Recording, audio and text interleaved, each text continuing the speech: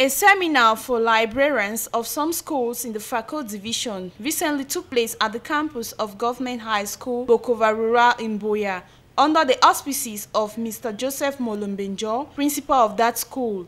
Organized by the National Book Development Council, NBDC'c, the seminar brought together 30 librarians and had as theme Celebrating Books, Library Awareness in Schools.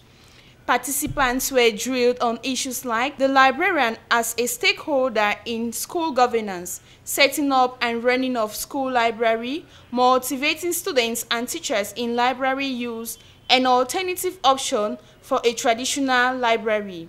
During the seminar, the librarians, using questionnaires, provided answers to questions on personal experience, state of their libraries, and problems they face.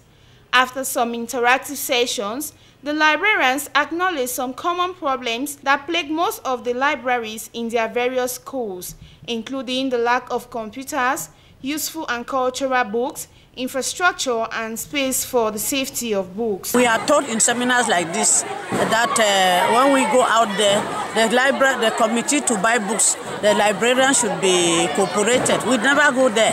They just buy books and bring for us to take care. So we don't even know how they get their books. But when we come to seminars like this, they tell us that we are supposed to be part of the committees to make policies for the library, even make budget for the library for another academic year, which we don't do.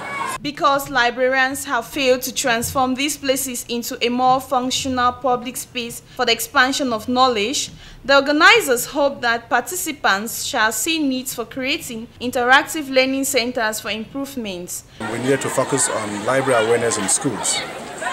Basically because we have engaged ourselves in providing books to schools in the form of donation, but we are not very convinced that the books actually go to the end users, who are the students.